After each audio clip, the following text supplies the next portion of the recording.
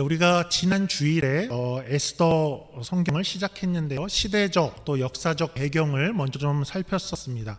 간단히 다시 요약을 하자면 이스라엘은 다윗 왕 그리고 솔로몬 왕이 있었고 그 이후에 나라가 남북으로 나뉘었었죠. 북쪽이 먼저 망했습니다. 그리고 남쪽만 남은 시간이 150년 동안 남쪽만 남아 있었고 그 남쪽도 이제 후에 바벨론이라는 나라에게 망하게 되었습니다. 그러니까 이스라엘이 지도상에서 없어진 것이죠.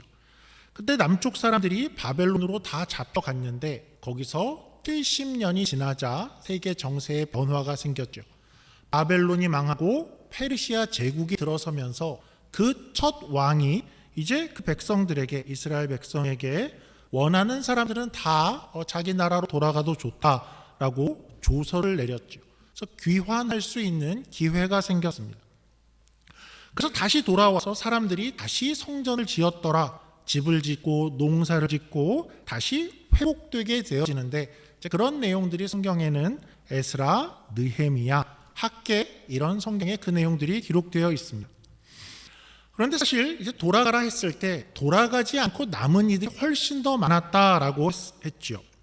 그러니까 아무리 적게 잡아도 10배가 넘는 그 사람들이 남아 있었습니다. 그러니까 돌아간 사람들은 10%가 안 됐고 90% 이상은 그냥 그 이방 땅에 남아 있었죠. 그리고 그 상태로 시간이 또 이제 50여 년이 흘러간 것입니다. 이 책 에스더는 우리에게 이런 질문에 대한 답을 한 책이죠. 거기 그렇게 이방 땅에 남은 그 사람들은 과연 하나님의 백성인가입니다. 기회가 있었는데 돌아가지 않은 사람들, 거기에 이제 정착하고 이제 살만해졌다 해서 약속의 땅인데 거길 돌아가지 않은 그 사람들은 과연 배신자들인가? 이제 그들은 하나님의 백성이 아닌 게 아닌가? 그러니까 이런 질문을 우리가 갖게 되는데 그 상황, 그 배경 가운데 일어난 일이 이 에스더서이죠. 그러니까 그 질문을 가지고 이 성경 이야기들을 계속해서 접해 나가면 좋을 것 같습니다. 지난 시간 에스더 첫 장은 한마디로 말하면 페르시아 왕, 당시 왕 아하수에로의 어리석음으로 정리할 수 있었죠. 그 사람은 굉장히 큰 왕이었습니다. 그러니까 역사상 그때까지 존재한 모든 제국 가운데 가장 큰 영토를 차지한 그런 왕이었죠. 그런데 그가 고작 자랑하는 것은 낭비였고 자신의 큼을 드러내는 것이었고 그리고 자신의 감정대로 행하는 그런 사람이었습니다. 아하수에로는 그런 어리석음, 분노, 흥분하는 그런 성격을 볼 때 요즘 말로 표현하자 그러면 분노 조절 장애 그 정도 될 것 같은데 한 일례로 이런 사건에서도 그 모습을 볼 수 있는데요. 역사가 헤로도토스라는 그 사람의 기록을 보면 이 왕이 하루는 이렇게 전쟁을 준비하면서 바다 위로 다리를 건설했다라고 합니다. 그러니까 그럴 수 있죠. 그런데 그만 이 다리가 바다 폭풍에 물려와서 이 다리가 무너져 버렸다라고 하죠. 그러면 어떻게 해야 될까요? 그러니까 300명에게 이 일을 주고 그 인부가 이 일을 했는데 바다 물결에 무너졌다. 그러면 보통 왕 같으면 자기가 명령을 했으면 이걸 내가 생각을 못했네. 그럴 것 같은데 그런데 이 왕은 그러지가 않았습니다. 분노를 못 참고 일단 그 건설한 사람들을 다 불러라. 그래서 그 사람들을 다 처형을 했습니다. 그리고 나서도 이 왕은 분을 참지 못해서 어떻게 하냐면 너희가 다 채찍을 들고 와라. 그래서 저 바다를 채찍으로 때려라 그랬습니다. 사슬로 묶어라. 그러니까 그런 말도 안 되는 그런 명령을 시키는 그런 사람이 이 왕이었죠. 그림이 좀 그려지죠. 그러니까 승질이 그런 사람이었습니다. 그러니까 이 왕은 이제 그런 면에서 1장에서 보듯이 그 사람의 어리석음을 잘 보여주는 그런 인물인데 시편의 표현으로는 이랬죠. 어리석은 자는 하나님이 없다 하느니라. 그러니까 지혜라는 것은 하나님이 계심을 알고 그를 경외하는 것, 그의 존재하에서 살아가는 것이 지혜인데 우리가 선택과 판단 또 결정 그리고 어떤 내 감정 자체도 그런 모든 것들이 하나님이 없다 생각을 하고 판단하고 결정하고 내 감정을 행하는 것, 그것은 성경이 표현하기를 그것이 어리석음이다라고 표현을 하고 있고, 반대로 지혜라는 것은 여기 세상에 하나님이 계시고 그리고 그 아래에서 나는 어떻게 살아야 되는가, 이렇게 살아가는 것이 우리의 어리석음을 넘는 지혜의 삶의 모습이었죠. 그래서 이 왕은 1장에서 그런 이제 잔치가 있었고, 그런 잔치 속에서 분노했고, 그리고 술 기운도 있었고, 거기에 흥분과 그런 감정 상태에서 1장에서 돌이킬 수 없는 결정을 한 가지 내렸죠. 왕후를 다시는 내 눈앞에 보이게 하지 말아라 였습니다. 말하자면 폐위를 한 것 같습니다. 그런데 이제 그렇게 하고 나서 시간이 좀 많이 지났습니다. 술은 물론 깼고 흥분을 가라앉히고 이제 왕이 정신을 차리고 나서 이제 그 왕은 어떻게 했을까 하는 것, 그것으로 이제 오늘 2장이 시작하는 것입니다. 우리 2장 1절 말씀을 보죠. 2장 1절입니다. 그 후에 아하수에로 왕의 노가 그침에 와스디와 그가 행한 일과 그에 대하여 내린 조서를 생각하거늘. 여기 생각하거늘이라는 단어는 그냥 왕후 와스디가 좀 생각이 나서, 그러니까 이런 단어가 아니고 기억하고 곰곰이 생각했다라는 단어입니다. 새번역 성경은 이 부분을 이 일이 마음에 걸렸다고 번역을 하고 있습니다. 그러니까 왕은 그때 그 감정의 소용돌이가 이제 좀 그치게 되자 후회가 된 것입니다. 왕의 상당한 회한을 표현하고 있는 것이죠. 내가 그때 왜 그렇게 했을까? 그리고 왕은 무엇을 생각했을까요? 우리가 아는 왕의 정보, 그의 인격을 좀 생각을 해보면 그가 그때 내가 실수를 했구나, 내 불찰이다, 내 연약함이다, 그러니까 이랬을 것 같지는 않고, 또 왕은 아마도 그때 그따위 조언을 한 신하들 다 어디 있어? 그러니까 이럴 것 같죠. 그리고 이 조서를 어떻게 취소할 수 있을까? 그런 생각이 들었을 것 같습니다. 그러니까 아마도 왕의 이제 이런 심정, 이런 모습을 신하들이 바로 눈치를 챈 것 같습니다. 그런데 우선 신하들 입장에서는 어떻게든 이 왕후가 복권이 되는 것은 굉장히 위험한 것이죠. 왜냐하면 자기들이 제안을 해서 왕후를 그렇게 만들어냈는데 그녀가 복권이 되면 굉장히 큰일이니까 이제 신하들이 새로운 아이디어를 내놓게 됩니다. 2절부터 4절까지 말씀입니다. 왕이 측근 신하들이 아뢰되 왕을 위하여 아리따운 처녀들을 구하게 하시되 전국 각 지방의 관리들을 명령하여 아리따운 처녀를 다 도성 수산으로 모아 후궁으로 들여 궁녀를 주관하는 넷이 해계의 손에 맡겨 그 몸을 정결하게 한 물품을 주게 하시고 왕의 눈에 아름다운 처녀를 와스디 대신 왕후로 삼으소서 하니 왕이 그 말을 좋게 여겨 그대로 행하니라. 그러니까 다시 한번 왕보다 이제 신하들이 더 재빠르게 행동을 하고 있는 것입니다. 근데 이 장면에서 우리가 지난번 1장을 다루면서 한 가지 오늘로 미룬 내용이 하나 있었는데요. 1장에는 아주 엄청난 잔치가 있었죠. 그런데 이런 궁금함이 좀 있었습니다. 도대체 그 잔치는 무슨 잔치였을까? 무슨 이유로 180일 동안, 1년의 절반이 넘는 기간 동안, 그리고 그것이 끝나라 플러스 7일 또 잔치를 열고 그 몇 년도 걸상을 다 금과 은으로 만들어 놓고 땅은 대리석같이 특별한 땅으로 이렇게 땅 밑을 깔아두고 또 잔도 금잔으로 마시는 그런 화려한 위세를 자랑하는 그런 큰 잔치는 무엇이었을까? 그러니까 이런 게 그 당시에는 평범한 것이었을까? 자주 있는 것이었을까? 아니면 그 잔치는 굉장히 특별한 것이었을까? 하는 것이 좀 궁금했는데 이 잔치의 목적은 구체적으로 성경에는 나오지 않죠. 근데 우리는 이것을 세속 역사에서 좀 우리가 유출할 수 있습니다. 1장에서는 그 잔치의 때가, 그 시기가 그 왕의 3년째라고 기록을 하고 있었는데요. 그 기간에 이제 세속 역사에서 그 왕 때에 어떤 일이 있었는가 하는 것을 우리가 좀 발견할 수 있습니다. 한번 세계사로 가보죠. 당시 세계의 패권은 페르시아가 쥐고 있었죠. 우리 화면으로 한번 지도를 보죠. 지난번과 조금 다른 지도인데 같은 내용입니다.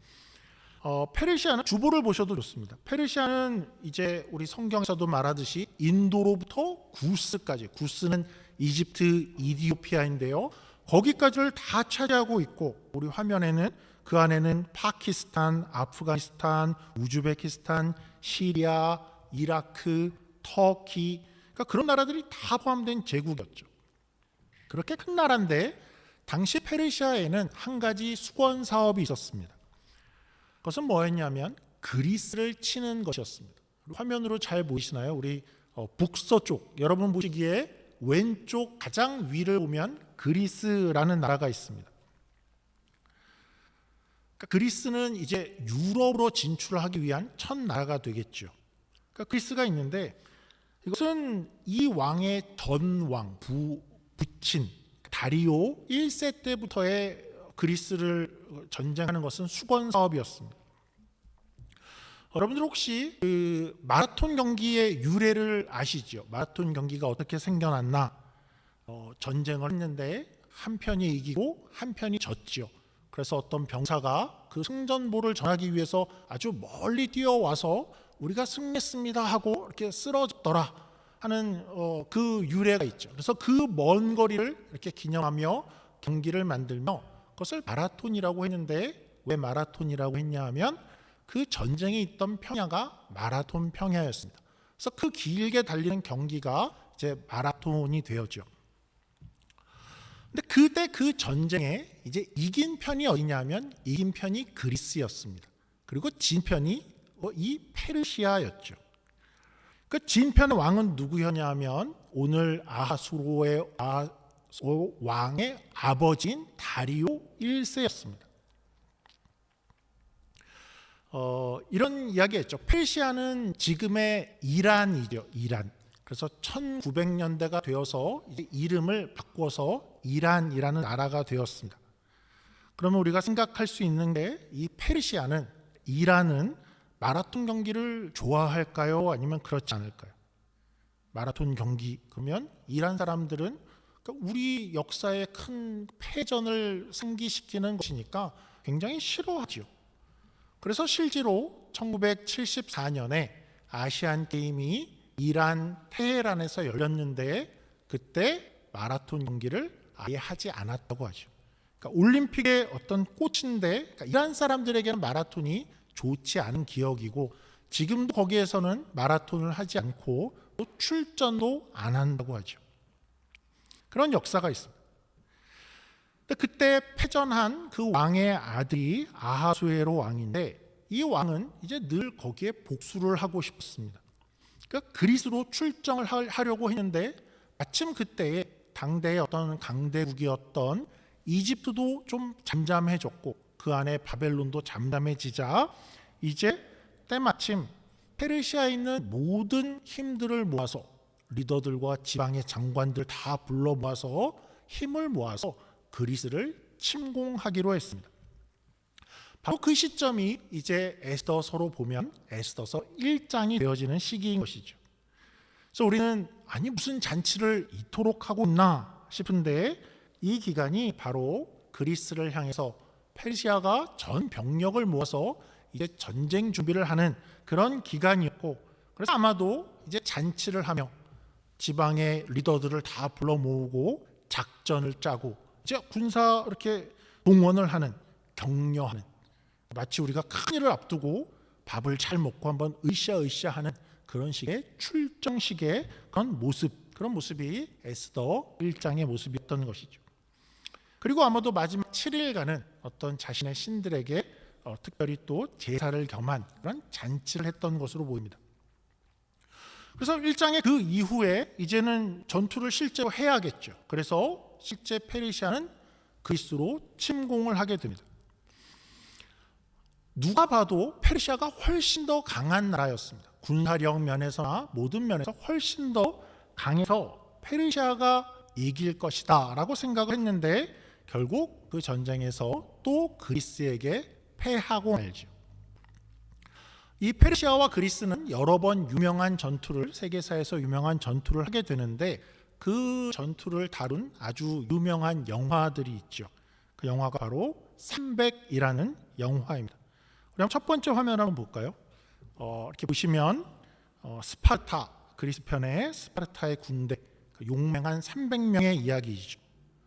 우리 다음 장을 보시면 저기서 나오는 실제 어떻게 생겼을지 모르지만 저렇게 표현된 왕이 바로 오늘 성경의 아하수에로 왕입니다. 그래서 301편은 스파르타 군대가 페르시아 군들을 이제 해협에서 막게 되죠. 그래서 원래는 이제 몇 시간 만에, 하루 만에 거기를 지나쳐서 페르시아가 들어가야 되는데 그 300명이 용감하게 용맹하게 일주일을 버텼더라가 301편의 영화죠. 그러니까 물론 거기서는 페르시아가 이기고 넘어가게 됩니다.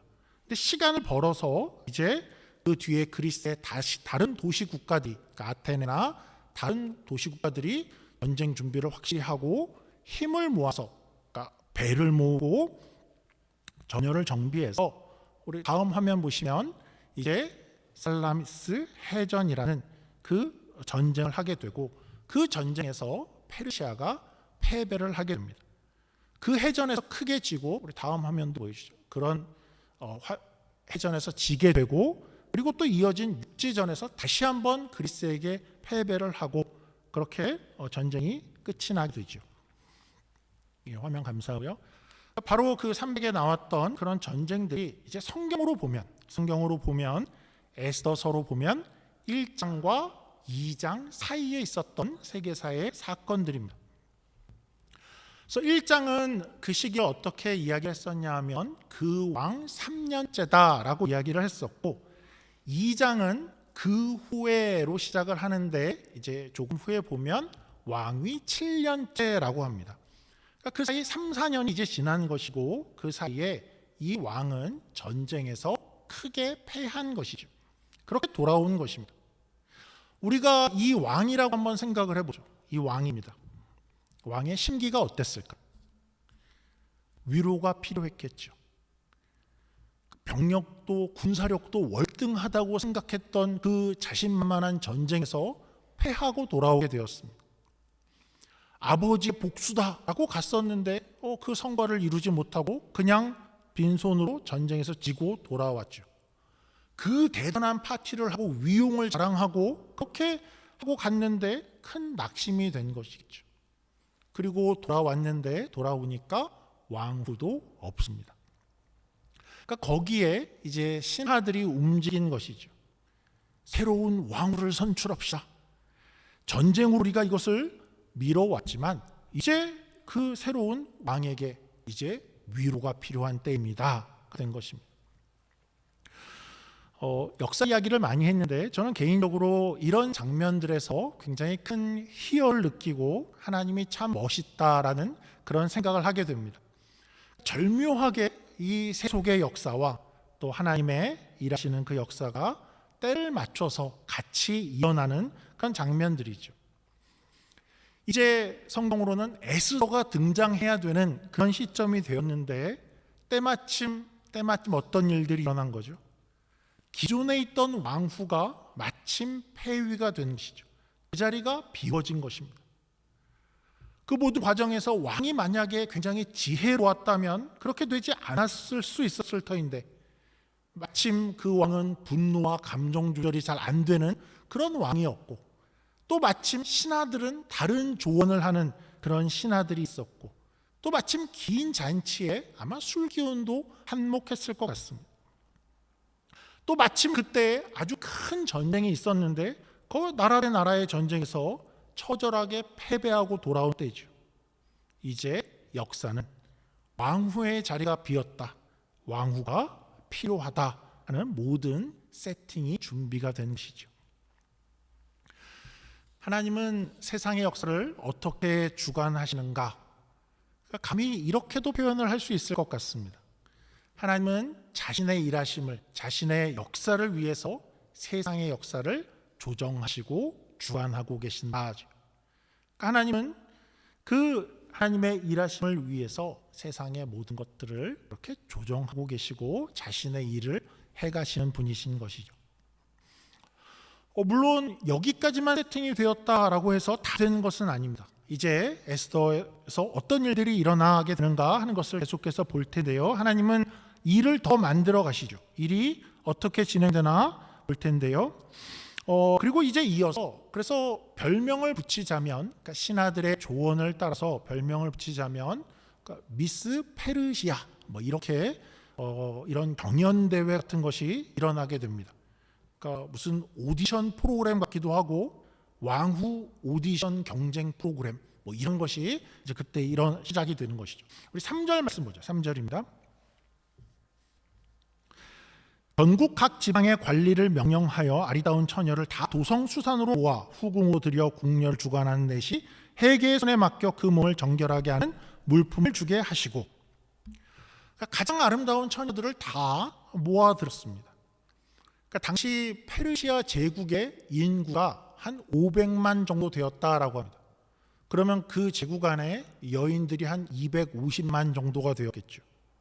그러니까 거기서 뽑았는데, 유대의 역사가 요세푸스의 기록에 의하면 이때 엄선을 해서 뽑은 여인들의 수가 400명이었다라고 그렇게 기록을 합니다.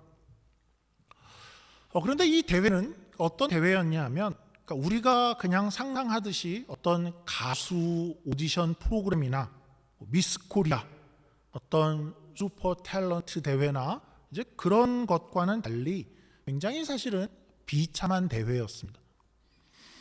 우선 거기에 참가하는 이들은 그러니까 자발적으로 나가는 이들이 아니었죠. 명령에 의해서 아름답다 하는 이들은 다 이끌려서 끌려온 자리가 되는 그런 곳이었습니다. 그리고 끌려온 이들은 이제 어떻게 하게 되냐 하면 우리 12절입니다. 12절입니다.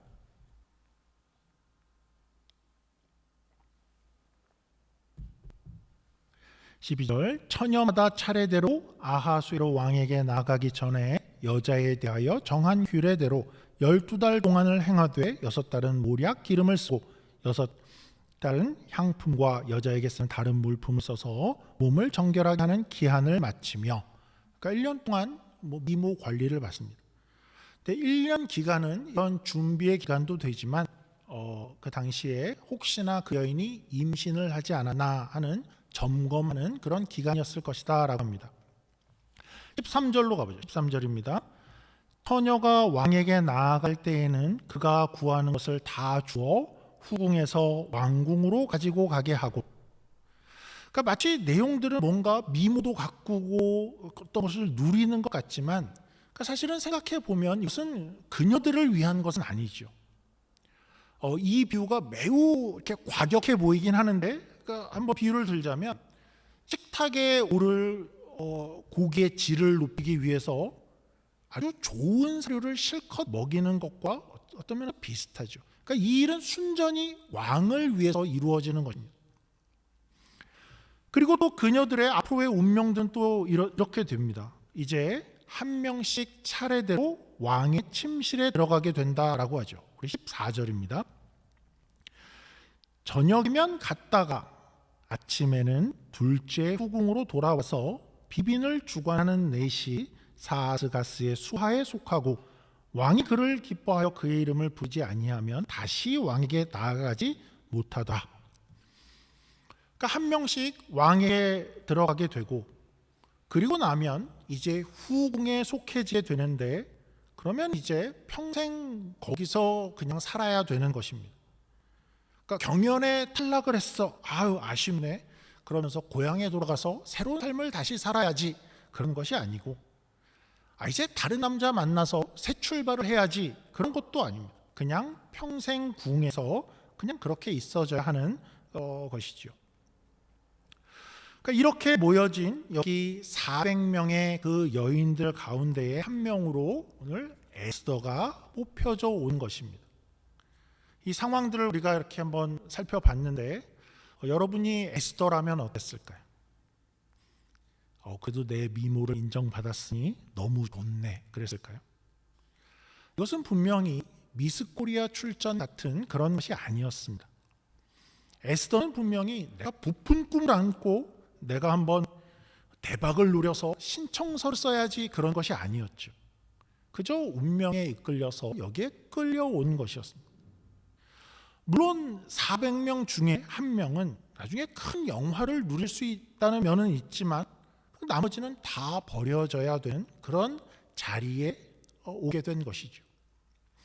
에스더도 이미 왕의 소문을 듣지 않았을까요? 바다를 채찍질하는 왕, 왕후를 폐위시키는 왕, 그런 승질과 분노를 가진 왕. 하나님은 왜 에스더를 여기에 보냈을까?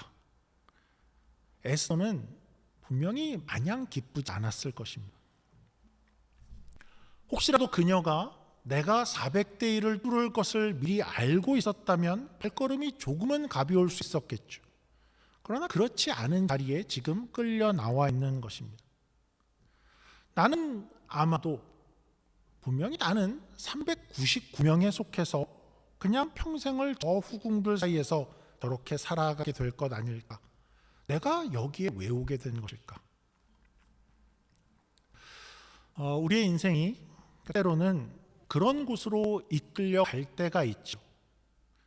우리는 전혀 그런 계획을 가진 적이 없었는데 왜 내가 이런 곳에 오게 되었을까? 왜 이런 현실 가운데 처해지게 되었을까 할 때가 있죠.